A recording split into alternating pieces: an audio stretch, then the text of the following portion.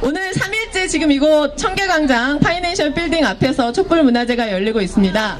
예, 6.15 남북 공동 행사를 바라는 시민들이 모였습니다. 우리 시민들의 힘찬 함성으로 오늘 촛불문화제 시작하겠습니다. 자, 함께 여는 구호를 외치겠습니다. 다시! 통일의 약속, 평화 번영의 길, 6.15 남북 공동선언 이행하라! 이행하라! 이행하라! 이행하라! 6.15 민족 공동행사 성사시켜 개성공단 살려내자! 살려내자! 살려내자!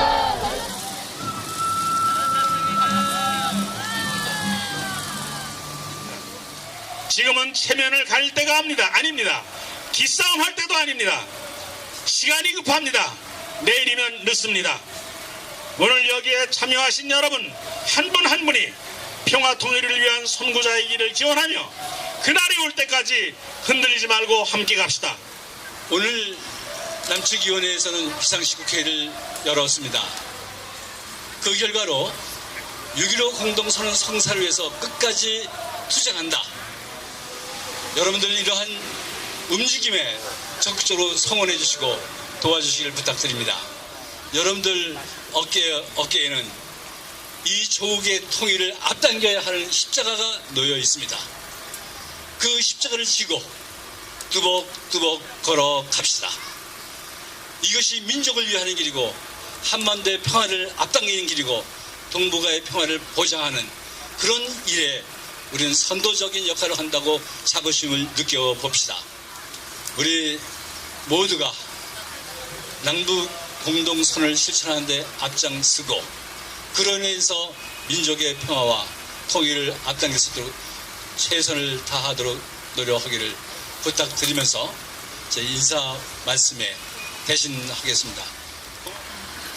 오늘 우리는 이 자리에 6.15 민족 공동행사를 함께 이루어내기 위해서 함께 모여 있습니다. 민족 공동행사를 추진하기 위한 실무회담이 불어댔습니다. 한반도 전쟁 위기로 우리 국민들 마음 불안하고 또 특히 개성공단 폐쇄로 우리 기업들이 벼랑 끝에 몰려있는 이 처지 살 길을 열고자 하는 시도가 자꾸 가로막히고 있습니다. 너무나 안타깝습니다. 정부는 불어 이후로 이런 것을 듭니다. 당국 간 회담이 먼저 이루어져야 한다라고 말합니다. 정부의 당국 간 회담 제안을 북이 그대로 받아들여야 대화의 진정성이 있는 것이지 조금이라도 형식을 바꾸자고 하거나 또는 민간급 대화와 우선순위를 바꾸자고 하면 대화의 뜻이 있다고 보지 않겠다는 것입니다. 그러나 어떻습니까? 당국 사이에도 대화를 하자 이런 실질에는 이미 지난 5월 28일에 북의 당국도 동의한 바가 있습니다. 형식 문제만 일부 남았을 뿐이지 당국 간에도 대화하자 여기까지는 이미 합의가 이루어졌다고 저는 보고 있습니다. 여러분 2000년 열린 6.15 시대는 통일에 대한 민간의 기여를 인정하면서 열린 것입니다. 박근혜 대통령은 대통령 선거를 치르면서 공약 가운데 남북 간 합의를 존중하겠다고 말한 바가 있습니다. 6.15 선언을 존중하는 첫걸음은 무엇입니까? 바로 6월 15일을 맞아서 정부가 민과 관이 함께 가는 접근 방법을 받아들이는 것입니다. 6.15 위원회가 추진하고 있는 개성의 공동행사는 남과 북의 당국이 형식 문제에서 지금까지 좁히지 못한 일부의 거리가 있지만 이것을 넘어서서 대화를 성사시킬 수 있도록 민간이 나서서 자리를 마련하는 것이라고 생각합니다. 관이 막히면 민이 뚫고 그리고 관이 조금 어려움이 있으면 민이 도와서 함께 민과 관이 공동으로 협력해서 민족의 대화와 그리고 협력의 길을 연다는 것 이것이 바로 6.15 정신 아닙니까? 어떻습니까?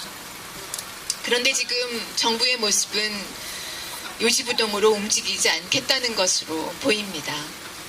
무척이나 안타깝습니다. 현명하지 못한 태도입니다. 북에 먼저 다가서고 그리고 계속해서 다가서는 모습을 보여주고 그 노력을 국민들과 국제사회에 보이는 것이 바로 남북관계에서 우리 정부가 주도적인 위치에 설 수 있는 방법이라고 보입니다. 정부가 만약 이 길을 택하지 않게 된다면 결국 우리 민족의 문제를 남과 북이 주도해서 풀지 못하고 미국과 중국, 일본과 러시아 등의 다른 나라들에게 맡기고 의존하는 것으로 드러날 것입니다. 정부는 또 한편 이렇게 말합니다. 이번 행사가 남남 갈등을 유발한다고 말하고 있습니다. 너무나 좁은 시각입니다. 민간의 다양한 접촉은 막힌 곳을 뚫는 접근을 가능하게 하고 또 대화를 촉진합니다. 박근혜 대통령께서 혹시 기억이 생생하지 않아서 이런 정부의 입장이 나왔다면 다시 한번 상기시켜드리고 싶습니다. 벌써 10년이 지난 일입니다. 박근혜 대통령도 정부 당국자가 아니었던 지난 2002년에 김정일 국방위원장을 직접 만난 적이 있습니다. 3박 4일 동안 백화원 초대소에 머물렀습니다. 2002년에 박근혜 대통령이 북에 가서 김정일 위원장을 만난 자격은 결코 정부 당국자의 자격이 아니었습니다. 한국미래연합 창당준비위원장으로 있을 때 유럽 코리아 재단 이사라는 자격으로, 우리가 잘 기억하지도 못하는 자격입니다만 그런 민간의 자격으로 김정일 국방위원장을 만났습니다. 당시는 어떤 때였냐? 중앙일보 보도에 보면 이렇게 되어 있습니다. 남북 간 당국의 대화가 일시 정지되어 있던 때였습니다.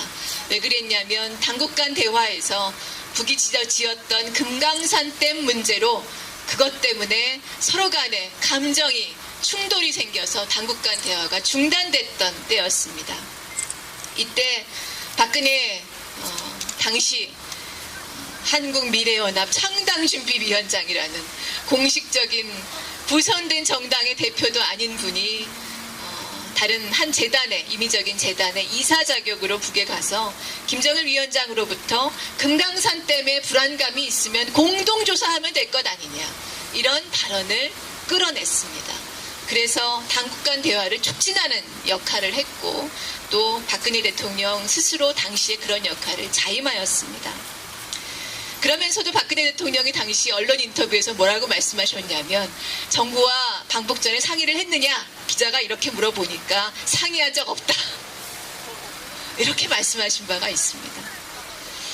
이처럼 제한 없는 민간 교류가 낳는 성과를 스스로 경험하신 분이 박근혜 대통령이십니다. 그런데 그런 장본인께서 이제 대통령이 되고 나니까 정부의 허가 없이는 아무도 나서지 말라, 이렇게 말씀하시고 계십니다. 이래서는 안 된다고 생각합니다. 정부가 민간과 남북의 평화와 대화를 만드는 데서 민간과 순위 다툼을 할 것도 아닙니다. 영역 공방을 할 것도 아닙니다. 민간의 성과를 정부가 자기 것으로 받아들이면 됩니다. 여러분 어떻습니까? 이게 바로 정부가 할 일 아닙니까? 어떻습니까? 맞죠? 그렇습니다. 정부가 이제라도 좁은 시각에서 벗어나서 6.15 개성에서 열리는 민족 공동 행사를 허용하기를 바랍니다. 마지막으로 이 자리에 계신 여러분과 또 이 자리에는 같이 안 계시지만 마음을 함께 하시는 분들께 더 말씀드리고 싶습니다. 6.15 세력이 힘을 모아야 합니다.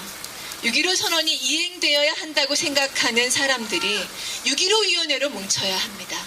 바로 함께 결정한 것은 함께 책임지자는 태도로 6.15위원회에서 함께 행동하는 것이 지금 6.15 민족 공동행사를 성사시키는 가장 올바른 길이고 또 중요한 우리의 원칙이라고 생각합니다. 저희 진보당은 6.15 공동행사를 성사시키고 그리고 6.15 세력이 함께 힘을 합쳐서 단결하는 데서 그 모든 것이 가능해질 수 있도록 가장 열심히 그리고 가장 밑에서 최선을 다해서 함께 노력하겠습니다. 우리 꼭 평화와 통일의 길 이번 여름에 함께 열어냅시다. 고맙습니다.